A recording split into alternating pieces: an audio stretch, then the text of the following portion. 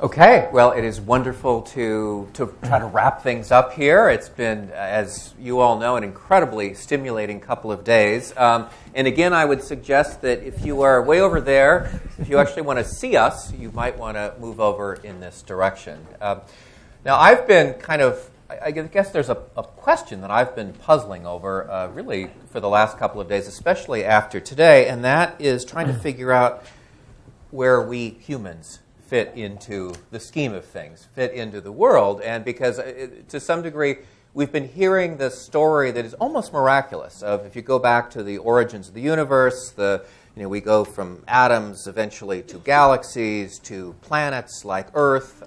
It's kind of this miraculous progression. And then if you take the story of evolution, it almost seems like there is perhaps some direction in evolution that leads to complexity, perhaps to consciousness. And that's something that I would like to explore here. So here's the hypothetical question. Suppose the asteroid missed the Earth 65 million years ago. The dinosaurs never got wiped out. Dinosaurs might still be here. It's kind of assumed that because the dinosaurs went extinct, that allowed small mammals to evolve, to develop, and eventually pave the way for humans, which leaves the question open, what if the asteroid missed the Earth? Are humans an evolutionary accident? Lewis, let me start with you. What do you think? Thank you. Actually, I think Willow answered the question. Because the fact that the asteroid hit is no more amazing than the fact that the universe is here in the first place. If you accept the story of origins, which comes from science, that all of this came out of a point, an infinitesimal point, 14 billion years ago, without that there wouldn't be anything. And you can say that about every single stage in evolution.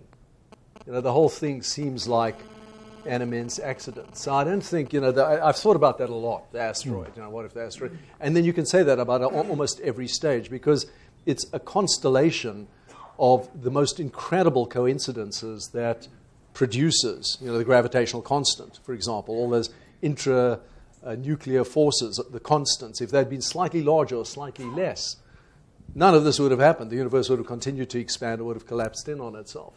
So why is that any more or less mysterious than the asteroid missing? So I think what that confronts us with is ultimate mystery. That is part of what it means to be conscious, is to accept the fact and experience as an ultimate good in itself the beauty of mystery. And to me, my favorite line from Einstein is that mystery is, in fact, the most beautiful thing we can experience. And it is the source of all our art and all our science. And what I want to add to that is that it needs to be the source of our politics. Now, what does that mean? That is, try to unpack in 45 minutes in an hour, but it means all sorts of things at every level of our lives, in every single decision we make. Are you living with mystery? And this is, of course, the path of the mystics and the great teachers, from Socrates to Christ to all the Bushmen shamans, and the teachers in all generations. I mean, mysticism is perhaps the original religion, the original religious experience, that we come out of this incredible mystery of creation. So, Willow, let me turn to you. You have told the story of the universe here. Right, because I'm the little know-it-all. Are we humans an evolutionary accident? Well, I want to approach this in a slightly different way. And that is that I know that I was able to speak more, I was able to point more to a mystery that perhaps Brian Schwimm, because he wants to keep his street cred with the scientists, is slightly unable to do. But when my feeling is that what's underlying everything is what I might call the hidden conductor. And I don't know what that means, and I don't think any of us except the mystics know what it means. I know that Pir Vilayat, who's a Sufi mystic, said, I searched for God everywhere, I found nothing. I searched for myself, and I found God. I have a feeling that at those points, whether it's through entheogens or meditation or however you get there, you come to an experience where you begin to see that what feels like coincidence or mystery or whatever is actually a profound unfolding. Can I prove that? Absolutely not. But I might be able to prove it from my own direct experience, and I would invite you to try whatever it would be that it would enable that to happen for you.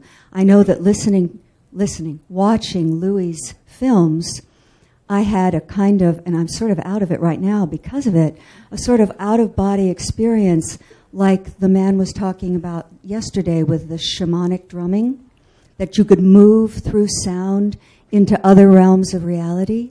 And I think you could do that visually, but there are, in other words, I think these questions depend on, oh, I know how to tell the story.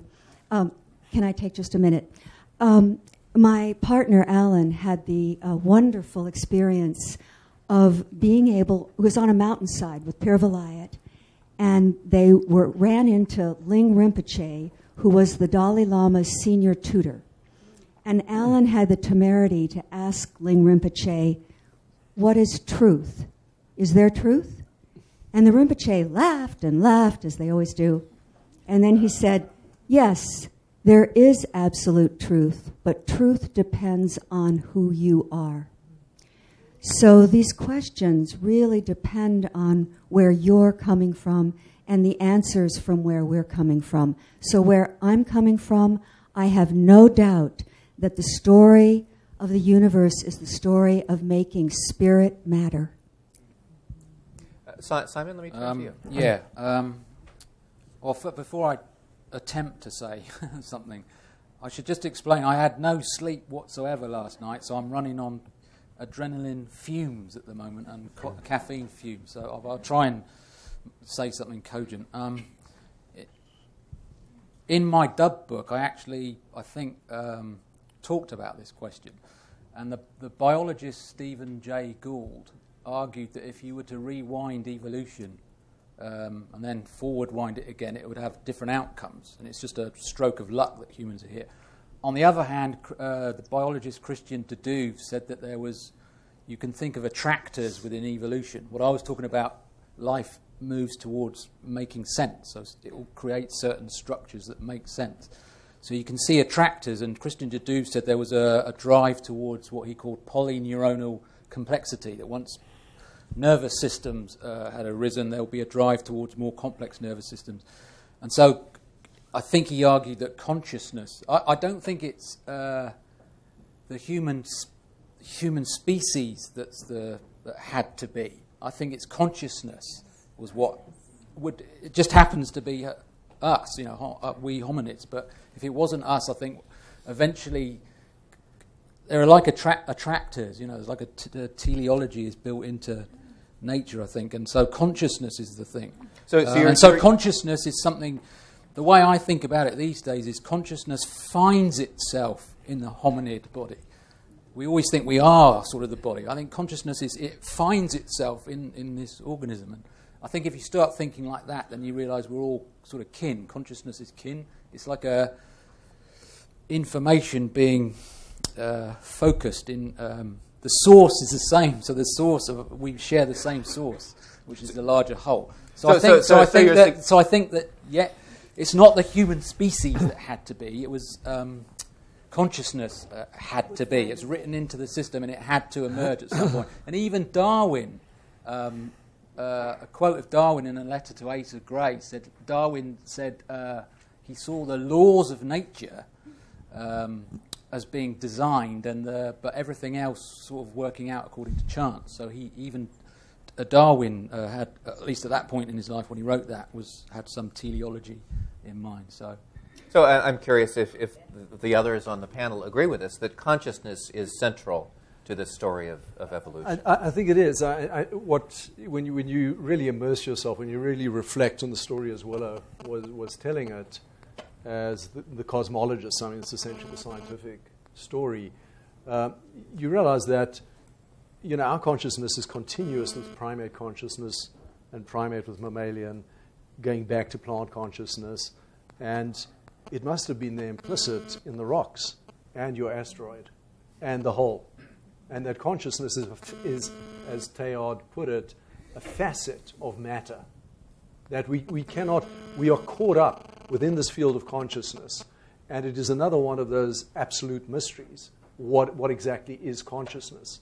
But as we practice the quest, as we reflect on our consciousness in the context of the big picture, we start realizing that it's always been there in a way. And this is the insight of the shamans.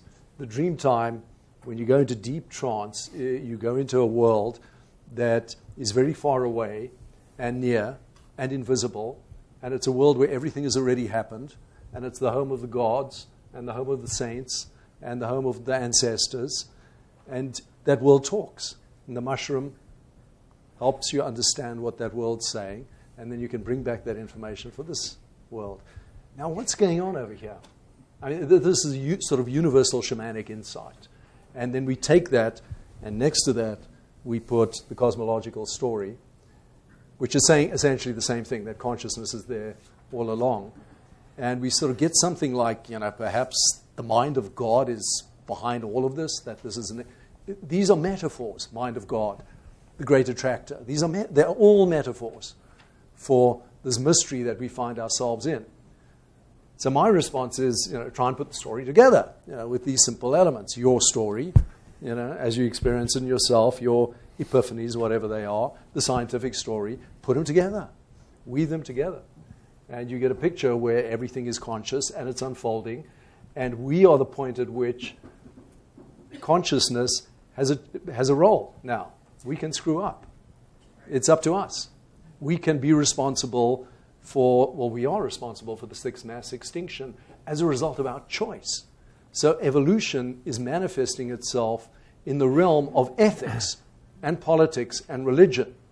And those three disciplines need to come to terms with the reality of evolution and the significance of our choice. We are actually evolutionary actors in the moral realm. So I think, in a sense, the whole thing was building up to this moment where we become actors. I was just going to say, I'm reminded, I often think, and I'm reminded now that reality is very story-like. It's like the ultimate self-writing story, and I guess we're all kind of players in that story. There is something story-like, like it's a drama. The ultimate reality is a kind of drama. We're born in a drama, not of our making. We're potentially the chief kind of, possibly because of our consciousness, we're like the chief protagonist, and we either get killed off or we make it, kind of thing. The hidden conductor is the hidden author. Yeah, Louis. Yeah. Well, I think that in my journey, I've kind of realized that everything is energy, and I wake up every morning, and I think I need to get rid of every, supposition I may have had about the world. I think I have to start from scratch. So it's always about the journey. There is no end goal. It's why I think, major religions are just ways to get comfortable with not having to ask the big question.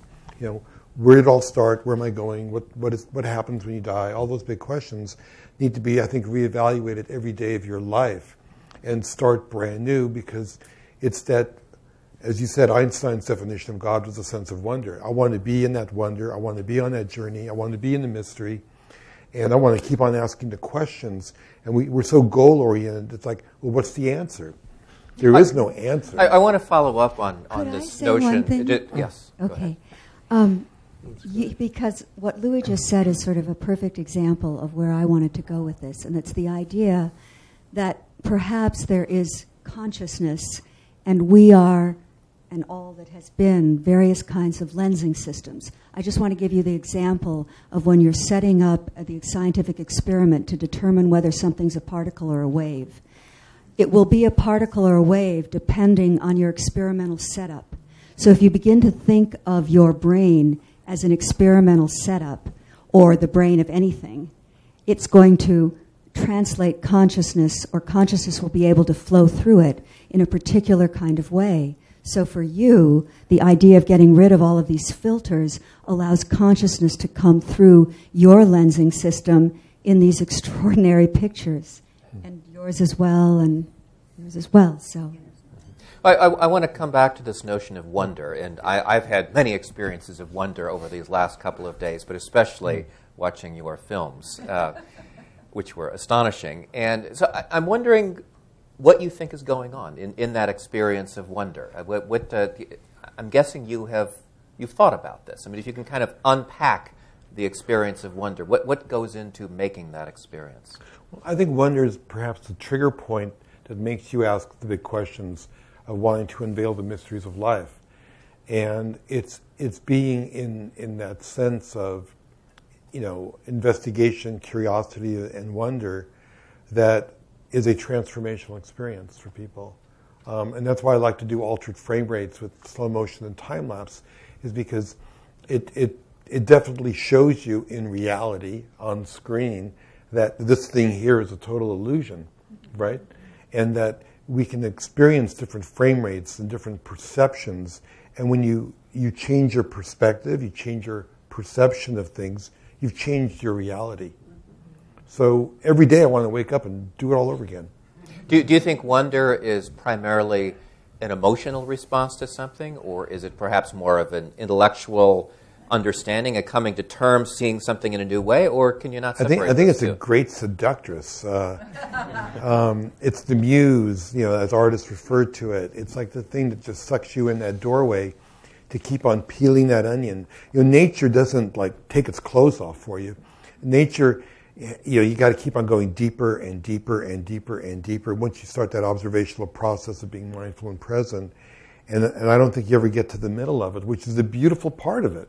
You can even be in a loving relationship for decades with, and you'll still never figure out the ultimate way to make love, right? It's a constant journey. So that's the journey I think we all want to be on. And why does that happen? It's a really good question. The experience of wonder. Any thoughts on sort of where this comes from? Well, if we're thinking, when I'm thinking about there's already a consciousness and that we're the lensing system for that, I imagine that wonder is already there from the beginning of the Big Bang. But I'm thinking of a conversation between Bill Moyers and Joseph Campbell.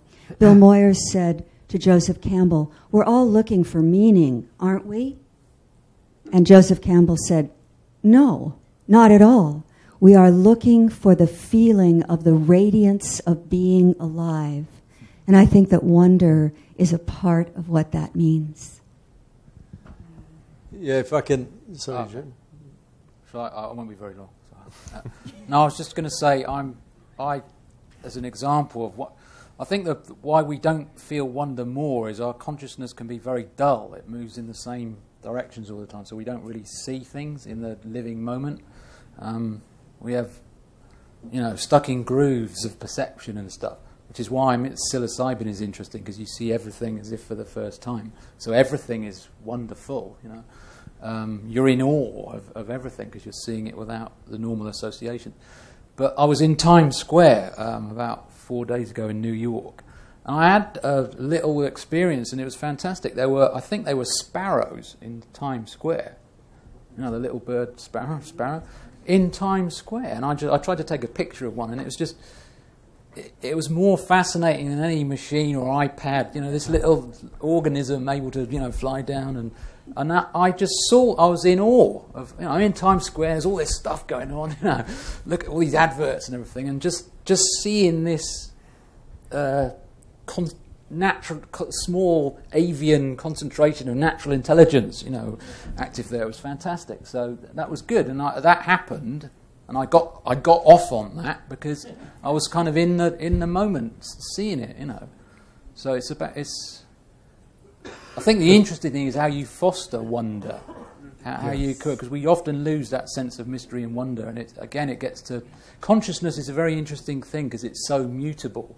It's fast. We don't talk about consciousness much. It's always varying and changing. I think the more you talk about consciousness, the more you can help create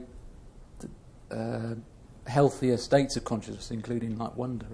Lewis, you were going to add something. Yeah, if I may be political and philosophical about it, because this is really where I think we need to go. I think wonder is a defining feature of human consciousness, and that it is intrinsic to our capacity for reflection and imagination. If you look at the rest of the animal world, zebra, for example, there's a fire, felt fire, zebra instinctively turns and runs.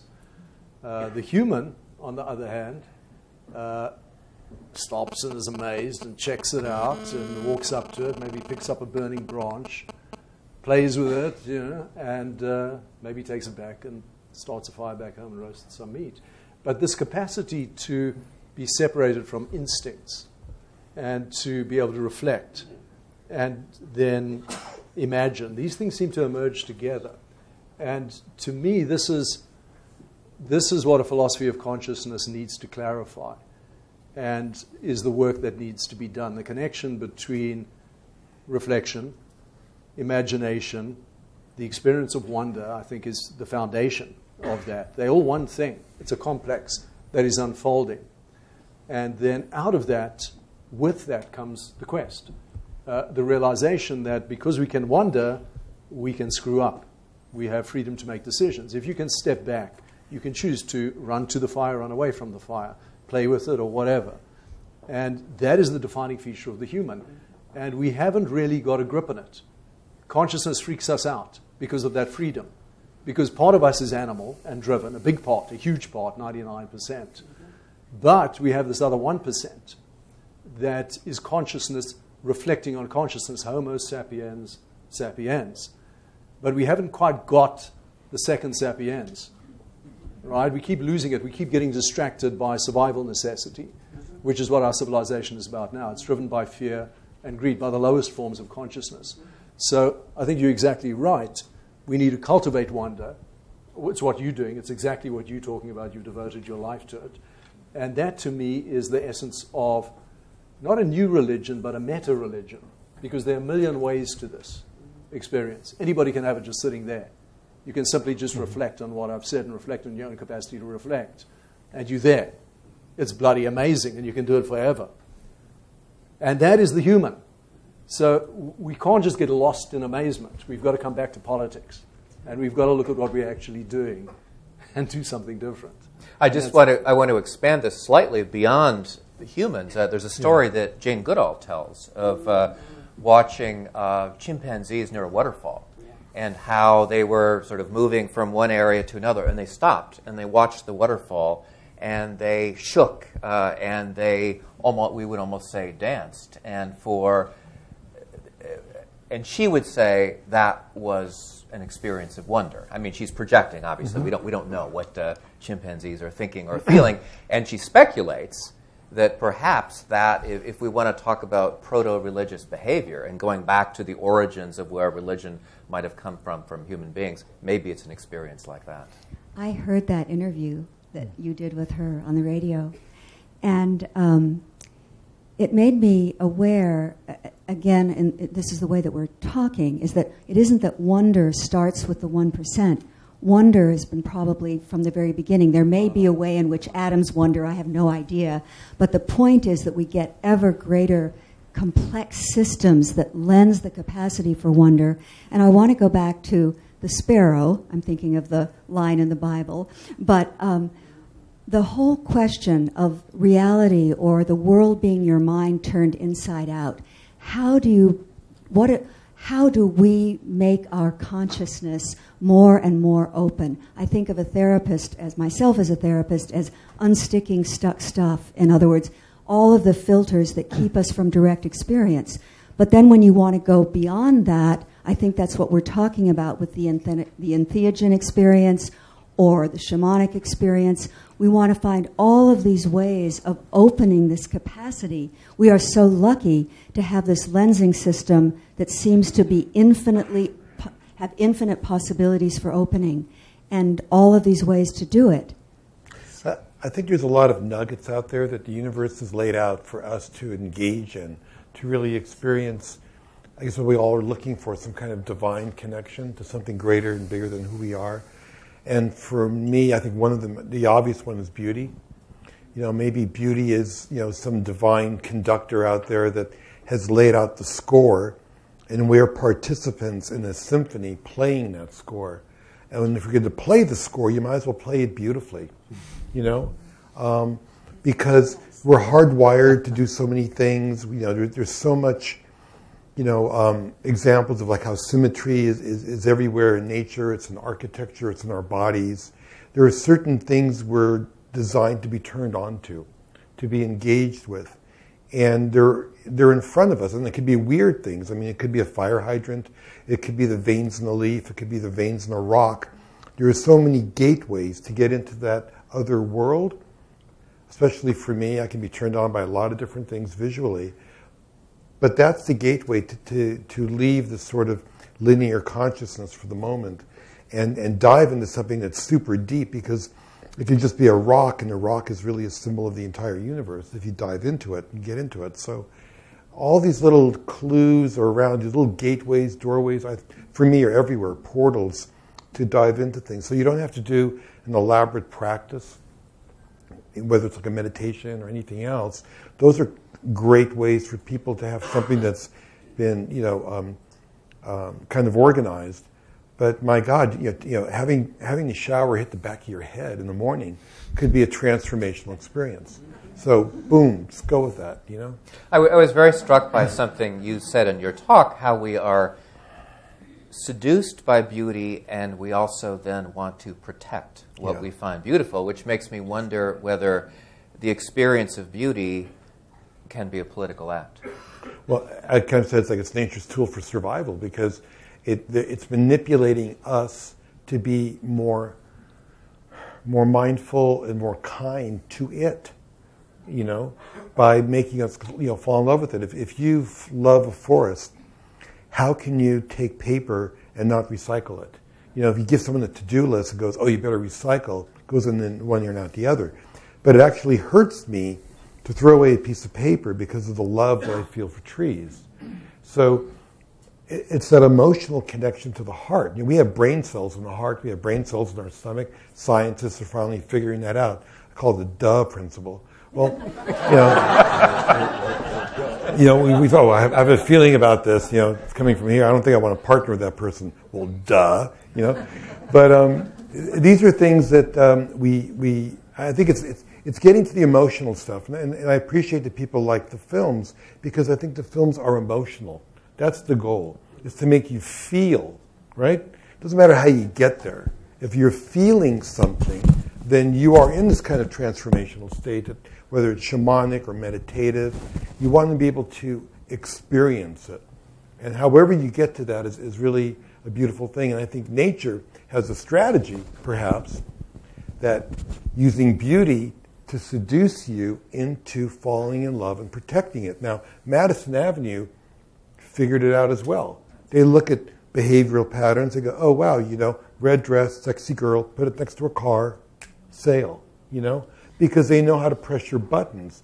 It's good for us to be conscious that we're getting our buttons pressed, but at the same time, realize that these are patterns in our brain that exist, from a primordial sense, and we're hardwired to do certain things. So leverage that to our own benefit, and don't get manipulated by the culture to tell you what to do and what to believe. Willow? Well, this is the cosmological power of allurement. And it was what I was trying to speak about when saying that the Brian Schwimm's new story was a pathway into a shift in consciousness that I was calling big love. And my painting that's out there called Eros and Logos Together at Last is about that nothing changes unless the heart and the mind and feeling and emotion are together, but separate. It's sort of Einstein's thing about religion without science is lame and science without religion is blind. Well, the head without the heart is lame. So it's very important to connect to the heart, but also knowing that a huge part of us is our cognition as well. So, Louis, one of the things that you said was you've sort of hinted that perhaps we need a new religion, a new earth-based religion, holistic view. I mean, religion is a word that a lot of people run away from these days. Right. dogma, creed, all of that. It's hard to buy into. Do we need a new religion? Religion only in the sense that we need a framework. Is this thing working? Yes. We need a framework for understanding our highest and deepest experiences of beauty, of truth, and the good. And what I think we're moving into, I mean, this is also one of Brian Swim's insights, is a meta-religion. In other words, a framework for all religions that exist to understand the whole process of what a religion is and what a religion does, but is not confined to the experience of the chosen people coming to the promised land, or to the Christian revelation going through the lineage of the Catholic Church, or any one of the existing religions. They're all valid in terms of the experiences of particular groups relating to epiphanies, relating to revelations. But there's something much larger going on, and that is that all these religions come out of a species that is evolving out of an evolving planet. And this is the overarching reality of what religion is about. And that is a meta-religion. It's not a religion. It's a way of understanding and integrating the insights of all religions so that you can find your own religion. Because this has got to come down to the individual too, ultimately. None of the received religions are adequate in their present form. None of them deal with the reality of an evolving universe in their present form. So we're having movements in Christianity of creation theology, creation spirituality, which is very, very different from creationism. Right? I just want to take a technological break for a moment. Is there anything we can do to... Does anyone have a cell phone? It's not mine. It's the cell phone. Turn off the cell phone. It's off. Mine's off. Yeah, it's off. Might have been yours. I don't know. Maybe. Apologies. Mine's off. It's okay. Right. Okay. So I can. Yeah. Say, no, do we need a new religion? Well, no. I'm reminded of Carl Sagan said that he mused about a new religion based on the findings of science, because they were sort of more impressive. The universe, as revealed by science, in terms of you know about this, Willow, is more impressive than what it says in the Old Testament or whatever. So. Carl Sagan mused there would be a new religion based on the findings of science, and I always liked that idea, and I think it needs. I'm currently a fan of sort of pantheistic notions where God and nature are one and the same. And I think that's in my opinion, that's a healthy approach because it grounds us in the biosphere. And the biosphere is our shared home. We all breathe in the same air, we have the same climate, the same web of life. It's what we all share. So some kind of religion, and I think religion is to do with joining together or whatever, the root of the word. It needs to be rooted in the cosmos and the biosphere and what we all, we all feel the same sun. You can't argue about who's got the sun is there and we all feel it. You cannot have theological debates about that. You cannot look at the sun. Yeah, it's so bright you cannot look at it. And that's the same for everyone. So we need some. If you're talking about new religious movements and religion, I suppose I don't normally use the word religion, or the G word.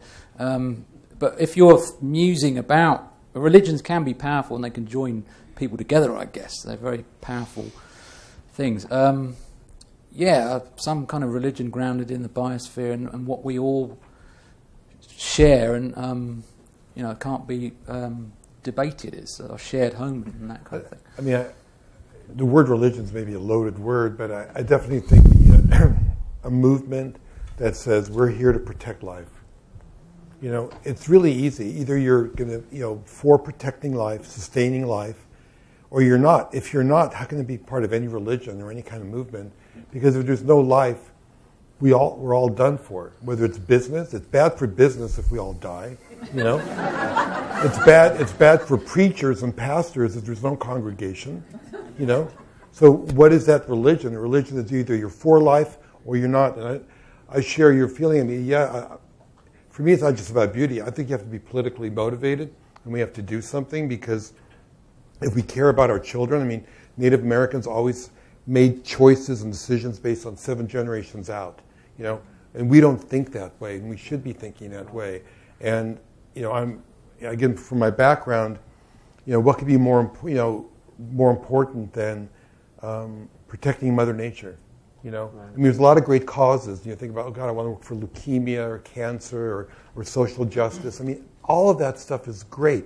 If there's no life, all those things don't matter. So for me personally, this is by far the most critical issue that we all need to be engaged in. And it should be a movement, a religion, whatever you want to call it. Either you're for life or you're not. Pro-life choice. But I mean, aren't there trade-offs? I mean, what does it mean to protect life? So yes, we don't want to, chop down all the forests. The loggers would say, they need some of that lumber to make money to be able to feed their families. I mean, isn't there a constant trade-off here? It has to be a sustainable model. It's got to be proved to be sustainable, renewable, based on biomimicry. Saying that we are in flow with something that is sustainable, that will be there 7 generations out. And I think we also need to flip it and not just say that, it's we need to do all these things to save life because it's good for life and there'll be more life. What is life for? What are we about? What is our purpose?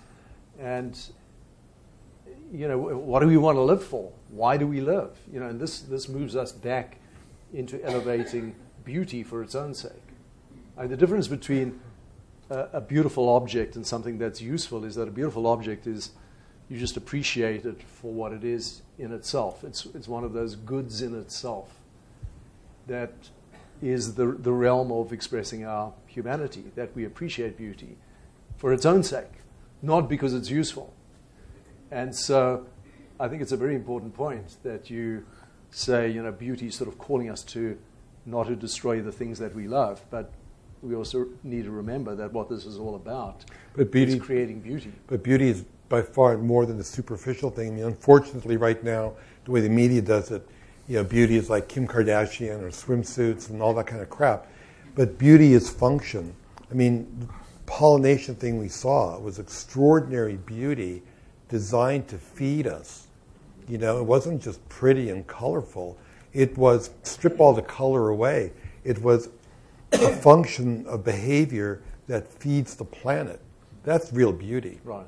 And the Native Americans, all indigenous peoples, recognize that there's nothing more beautiful than natural features, than wilderness. That is the paradigm for beauty. Nothing created by the human hand can match the beauty of creation. And I think that is one of these ultimate goods in itself.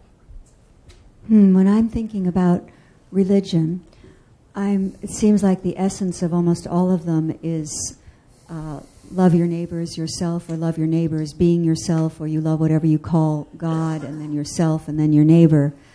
And I've been substituting life for that the rule is to love life and others and yourself. And it's funny, I'm just thinking of an Emily Dickinson poem about some people keep the Sabbath going to church. I keep it staying at home with a bobolink for a chorister and an orchard for a dome. God preaches a noble clergyman and the sermon is never long. So instead of going to heaven at last, I'm going all along. And I just want to connect that to the beautiful finch that was at the end of your... No, wait a minute. Yes, your presentation, because I think it was a finch. It was some kind Cape Canary. It was a beautiful golden bird, but the idea was that if you looked at the bird, you would, over time, if you looked at everything in that way, if you were called by the beauty, recognized its purpose and usefulness, honored it, then you would be building a ladder to heaven. Exactly. And so when she says the bobolink for a chorister, that's what I thought about. I'm also thinking now about the spiritual connection you can have with the larger cosmos by, for instance, witnessing the Milky Way. Sure. I read a report somewhere once that 50% of people now will never see the Milky Way, and you get light pollution in cities, so we don't see stars and the moon, and that's a big lot. Even though there's no sort of monetary value in being able to see the Milky Way, it's invaluable. But so many people don't. But, most people live in cities now, and there's light pollution everywhere. I was surprised in Wisconsin. The day I arrived, I went for a quick cycle ride, because there's cycle paths around there. And all the houses had big gardens, and there were lots of trees. It was really very rustic. I was quite impressed with, I don't know if it was just that area where I was staying, but it was very rustic, and you could smell nature. And there were these signs up with saying no night lights or something, with an owl and stars. I thought it was brilliant. It's a really good thing that they want. So this a simple thing like because all our ancestors saw the stars, and astronomy is one of the oldest sciences. So they would have felt this deep. When you see the stars or the Milky Way, you feel a connection with this larger cosmos, and we don't have. We're all cocooned in cities now, and we've lost that connection. So getting back to new religions and stuff, it would have to. Everything has to change. Our whole. Let me follow up on that, because one of the currents of conversations that I've had with people here is everyone is talking about we need a new paradigm. We need a new way of thinking about our relationship with the earth, with nature. But it's a somewhat rarefied crowd that we have here. I mean, what is there a way to help create this new kind of mindset that all of you are saying we need? What do we do? I don't think, we're all contributing to it right here and clarifying what these ultimate values are. But I think the ways to it, there are infinite ways to it, but it really helps to see that there are these irreducible components to this new way, that it must include your examination of your deepest experiences, of what is good, true, and beautiful. And that is, looking at the Milky Way or fully experiencing a sunset. I mean, a sunset is not a sunset. The sun ain't going nowhere. It's the earth rolling back, right? So if we could experience watching the sun apparently going down and feel that the earth is actually rolling back, you can feel a moment of vertigo as the sun actually disappears below the horizon. And then you're starting to feel what it's like to actually live on a ball in space, spinning on its axis at a tilt around the sun every year. And you start... It's an ecstatic experience. It's a revelatory experience. And if you keep doing this through what I call the big picture, the big story, if you start realizing that absolutely everything, every moment of every day in your life, your personal life, is part of this big story, you'll be walking around in a state of grace. The sort of images that Louis is showing are available to all of us all the time, if our minds were open to a big enough picture.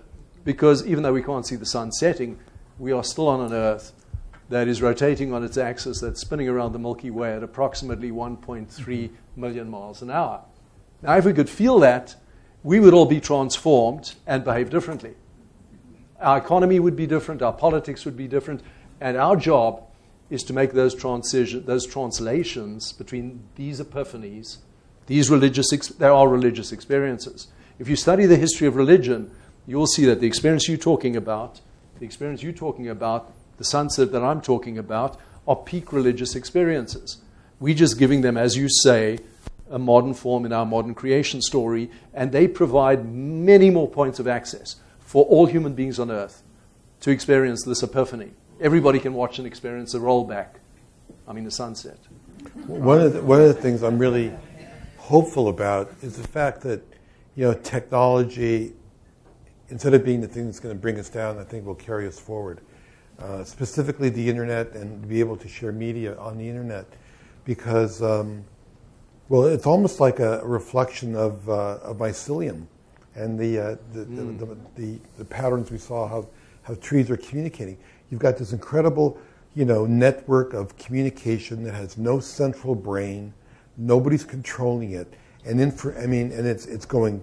People want to control the internet, and they can't. But you look at the Arab Spring, you look at the fact that, at least in my world, gatekeepers are being eliminated from the kind of content I want to share with people. I can go straight to the consumer. That never could have happened 5 years ago, because basically media is controlled by giant corporations, 4 or 5 in the world, that control.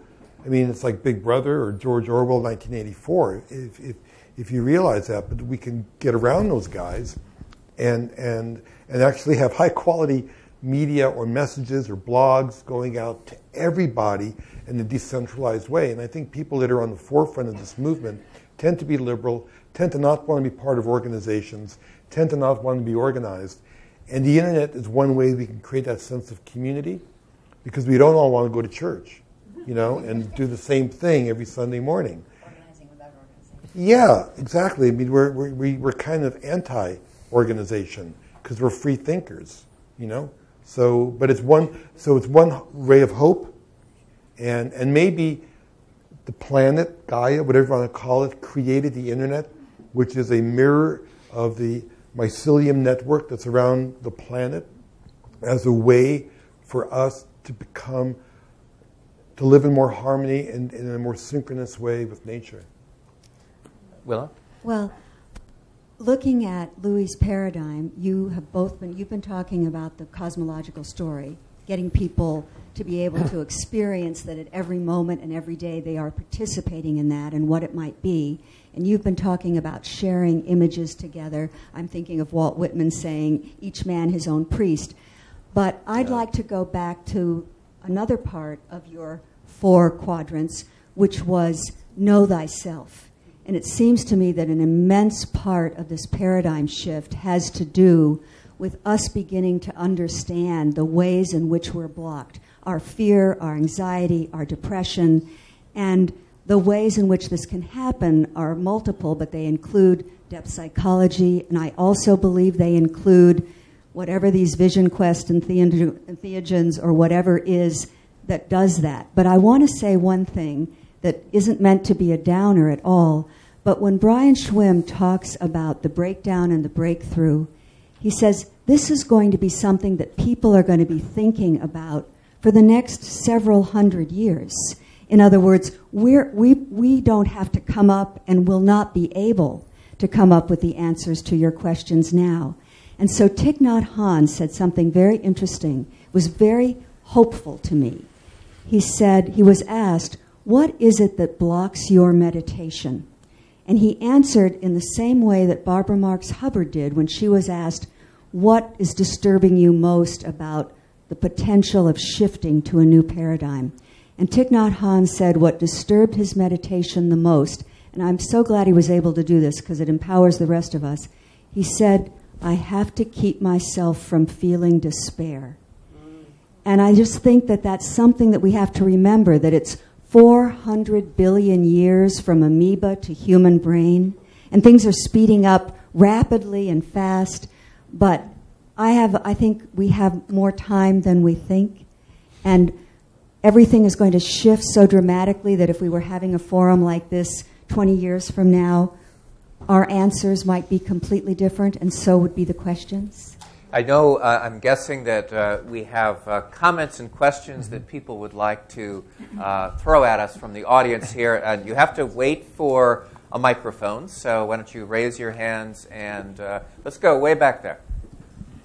Hello. Oh, sorry. Hello. Thank you, guys. Oh, hi. I'm Danny. Thank you, guys, for doing this.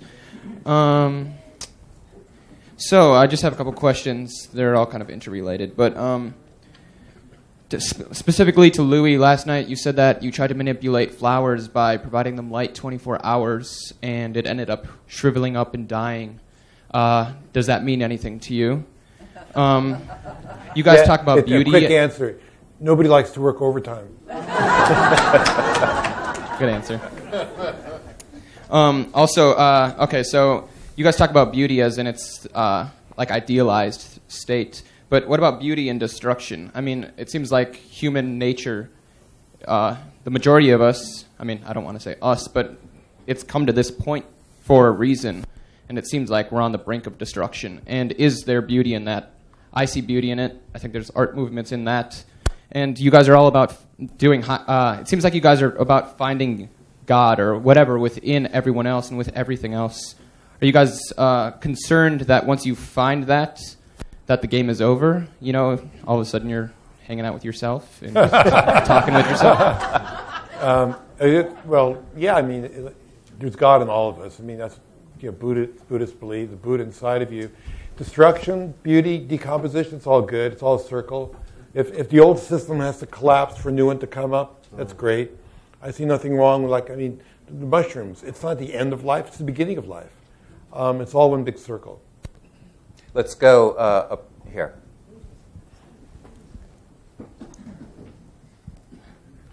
First, I wish to... Is this on?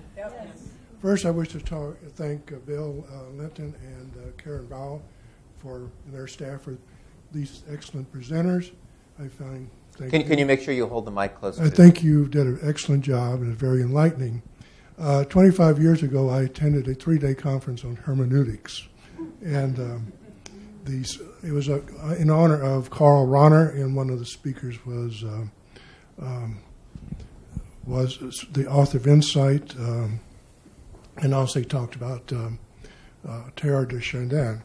Now, a little bit about religion. I think I'm also trained in social science, psychosocial sciences, and theology. And yes, I think religion took a bad spill with the Inquisition. And the Inquisition, I think, is the foundation of Western scientific method. Because to find the truth, they put these people through tests and ordeals to find the truth. And this floated off into your European university. And scholasticism developed the method of logic that came out of the Inquisition. That is the most original interpretation I've ever heard. I think it's true. Because if you read the rules for the Inquisition, how they did that, that was brought over into science. Right. Bacon. And Francis Bacon did that. Mm-hmm. And the other thing is, there are some people, I think, are under the impression that when God created Adam and Eve, he gave them a King James Bible. Now, that was an interesting translation, but there are certain people that take the Bible a little bit too literally. It's an excellent work of a thought. But I think we should look at Christian mysticism. There is a life there. People left the institutions in the 3rd century and they went to the Palestinian and Egyptian desert. Anthony of the Desert, then you have the Syrian people, St. Isaac of Syria, Ephraim of Syria. I'm going to jump in because we're starting to run short of time here, so I would like to get responses. But I think religion is a life, and that if you study Christianity, I think the key thing is love. Descartes said that I think, therefore I am. The Christian principle is I love, therefore I am.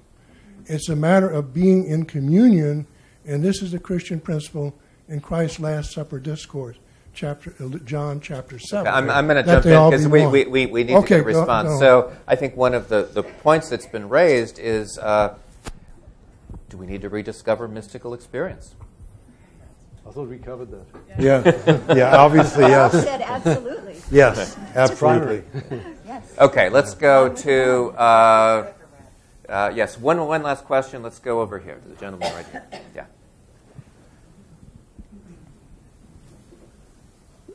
So I'm thinking that a lot of a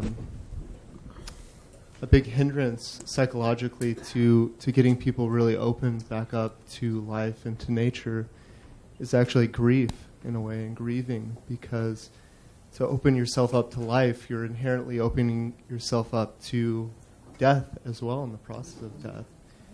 And if we haven't properly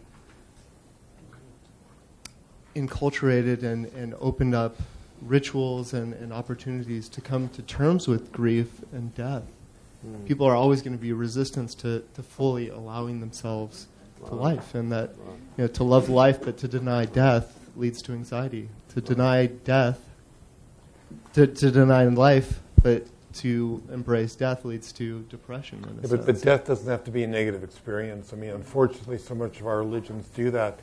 I mean, live every day as if it's the last day of your life. It could be a life-affirming experience. Every time I go to a funeral, I feel great. I'm so grateful I'm alive. I'm going to take advantage of every second I've got. What a gift. I'm not fearful of death. And hopefully when I die, I'm going to just go into one of these like dark matter portals and just zoom into another dimension, and I'll probably be the greatest thrill ride of my life. And that's it's one way of looking at it. It's just one way. And I would just like to extend that to the big picture. This mass extinction that we're facing is the death of a deformed civilization, and that it is also an opening of something absolutely incredible that is coming. Well, we could talk more over here, but we are out of time. Thank you to our wonderful panelists, and thank you to you.